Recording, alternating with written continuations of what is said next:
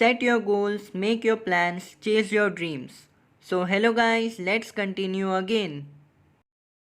Let's understand set comprehensions in Python. We already know about list comprehensions, and in a similar manner we can also have set comprehensions.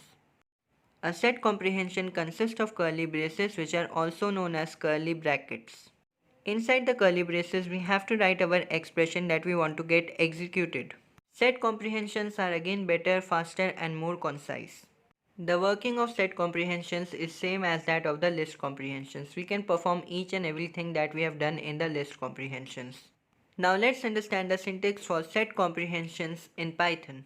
The syntax of set comprehensions is same as that of the list comprehensions. Here we just have to replace the square brackets with curly braces. The parameters remains the same. We have to provide an iterable and we have to provide a condition. In return, we will get a new set which has been formed using the set comprehension. Let's go for a hands-on practical for better understanding. First of all, let's start the Python REPL by giving the command python. To make an empty set in Python, we have to use the inbuilt set function. Let's check the type of variable x. It belongs to class set. Let's again make a for loop to generate few numbers using the range function. Inside the for loop, I would like to add each and every item to the set that we have made. For that, I have to use the add method of set class. So add method is nothing but it's like append method of list.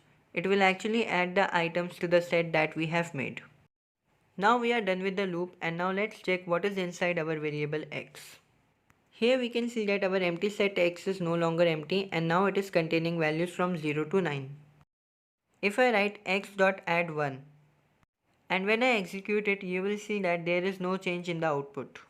So here I am just printing x using the print function. And we have received the same output. There is no change in the output. This is because in set we cannot have duplication of values. So this is the basic rule of the set, that we cannot have duplicate values in that.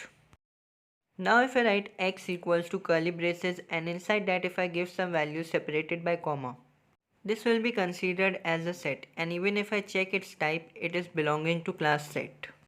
But keep in mind that we cannot have a set having empty braces. If we try to do so, then it won't be considered as a set, but rather it will become a dictionary.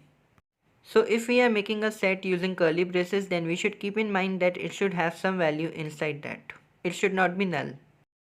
So now let's make our first set comprehension. First of all, let's assign a variable x to curly braces, and inside that we have to write our code. So we know that we have to start with a for loop, and here I am writing a for loop that will generate some numbers using the range function. In this case, I just want to add these numbers to the set, so I have to move to the very beginning of the set and there I have to write my variable I. So on execution, we will receive the same output that we have got earlier as well. In set comprehensions, we can again use the ternary operator, if conditions, that we have already used in the list comprehensions as well. So for that we have to write our for loop, after that we have to write our if keyword, and then we have to provide the condition. In this case I have kept the condition as I modulus 5 equals to 0. Then we have to move to the very beginning of our set comprehension.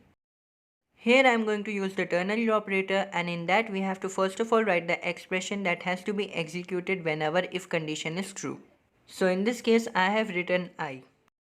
After that I have written the if keyword and I have provided the condition.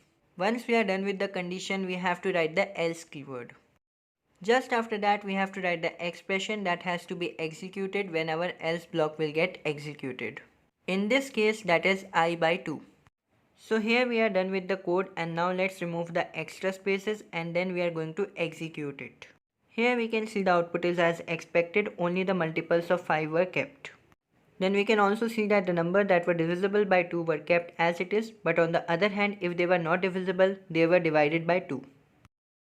So now we know what are set comprehensions, how to use them and how powerful they are. I hope that everyone has got some knowledge from this video, and if you have any doubts, do comment and let me know. That's all for today. My new video will be uploaded soon. Thank you.